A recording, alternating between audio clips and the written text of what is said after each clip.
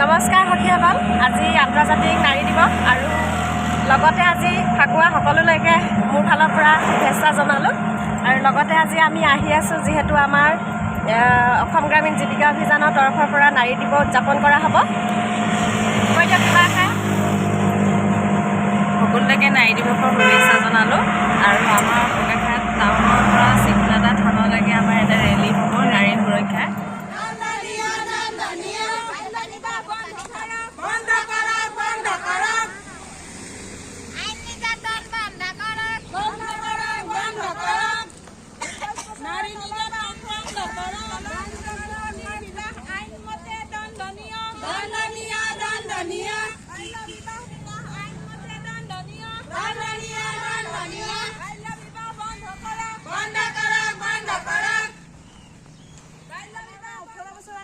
যুৱক যুৱতীৰ বিবাহ আইনমতে দণ্ডনীয়। বাল্য বিবাহ বন্ধ কৰক, নাৰী নিৰ্যাতন বন্ধ কৰক,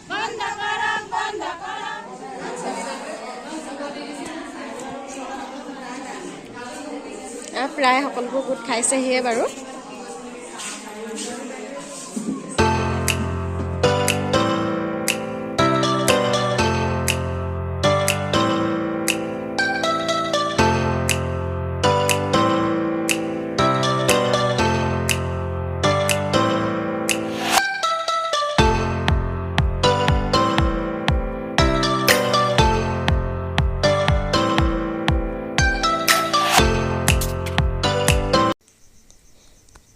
ইতিমধ্যে আমাৰ নিমন্ত্ৰিত অতিথিসকল আহি পাইছেহি আৰু আমাৰ গোলাঘাট পশ্চিম উন্নয়ন খণ্ড সকলো বিষয়ববীয়া ইতিমধ্যে উপস্থিত হৈছেহি।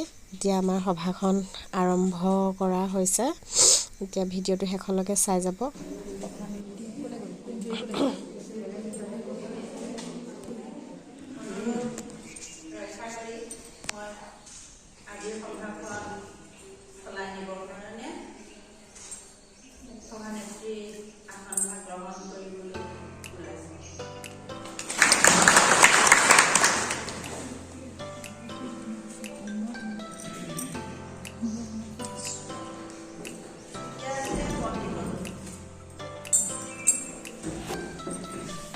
সভাপতি নিৰ্বাচন কৰা হৈছে ইতিমধ্যে আৰু প্ৰথম কাৰ্যসূচী বন্তি প্ৰজ্বলনেৰে আৰম্ভ কৰা হৈছে।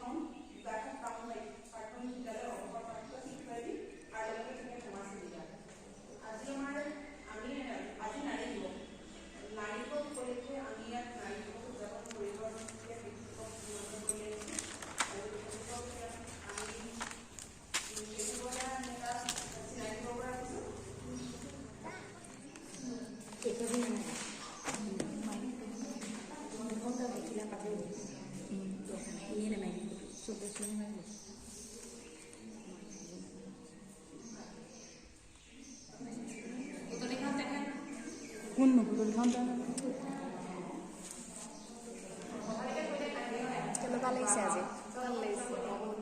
ভাল লাগিছে। দেখুৱাই দিম কৈ দিয়ক কিবা আজি নাৰী দিৱস যিহেতু নাৰী একেলগে সমাজতে গৈছোঁ আৰু প্ৰত্যেকজনী নাৰীলে শুভেচ্ছা তেওঁলোকৰ দিনকাল ভাল হ'ব। লগতে হেৰি হলি স্পেচিয়েল হলি স্পেচিয়েল যাওঁতে হালধি দুটা খাম, হলিও খেলিম আজি পূৰা এনজয় লগতে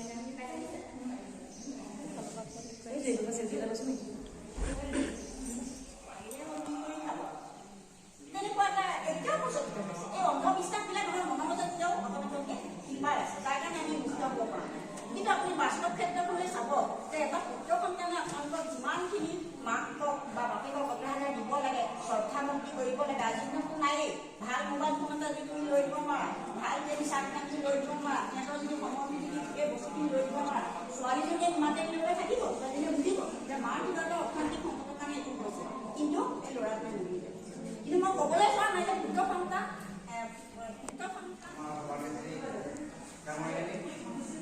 আমাৰ বিশেষকৈ নিমন্ত্ৰণ কৰি অনা বিশিষ্ট সেৱাজ কৰ্মীসকল, অসম ৰাজ্যিক গ্ৰামীণ জীৱিকা অভিযান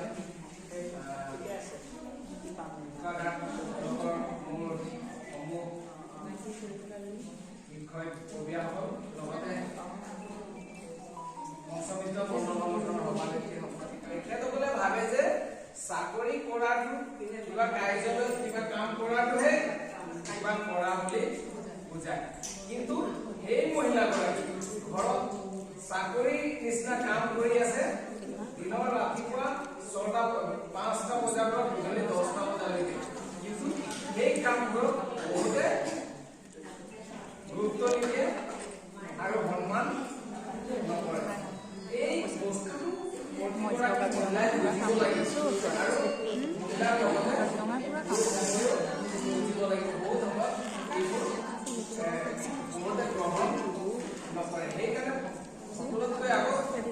আমাৰ মহিলাসকলে এই বুজি পাব লাগিব।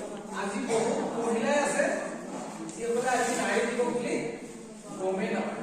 আৰু মই যেতিয়ালৈকে অসম ৰাজ্যিক গ্ৰামীণ জীৱিকা অভিযানত কৰ্ম কৰি আছো, তেতিয়াৰ পৰাই আমি পুৰুষসকলে, মই নিজে পুৰুষ হৈ আমিহে ইমান জোৰ দিবলগীয়া হয় নাৰী দিৱসটো। নাৰীসকলে পাতিব লাগে, আচলতে কোনে পাতিব লাগে? সকলো মহিলাই এইদিনাখন আপোনালোকে ক'লে 5টা বজাৰ পৰা 10টা বজালৈকে আপোনালোকে বজাই কৰিছে 365 দিন। এই 365 দিনত এদিন হলেও আপোনালোকে আজি নাৰী দিৱস বুলি ওলাই আহি সেই দিৱস পালন কৰিব লাগে। বহুত মহিলাই ইয়াৰ গুৰুত্বই বুজিয়ে নাপায়। আমি পুৰুষসকলে গুৰুত্ব চলাই দিব লাগে, নাৰী দিৱস পাতিব লাগে, নাৰী দিৱস পাতিব লাগে। যেনেকৈ আপোনালোকে বিহু পূজা যেনেকে ওলাই আহে, এইটো কি গ'ল ছাৰ, কামবোৰ এৰি ওলাই আহে, তেনেকৈ নাৰী দিৱসখন দিনাও ওলাই আহিব লাগে। হয়, আপোনালোকৰ কাৰণে 365 দিনেই নাৰী দিৱস পাতিব লাগে। কিন্তু এইটো এটা বিশেষ দিয়া হৈছে, যি দিনটো আমি নাৰীসকলে সকলোৱে নিজৰ গুৰুত্ব বুজি নিজে ওলাই আহিব লাগে। আজি 8 মাৰ্চ নাৰী দিৱস। গতিকে এই 8 মাৰ্চৰ দিনটোতে 1908 চনত নিউয়ৰ্ক চহৰত বিভিন্ন কৰ্মচাৰী, মহিলা কৰ্মচাৰীসকলে তেওঁলোকৰ সময়ৰ দাবী বৰ্ধিত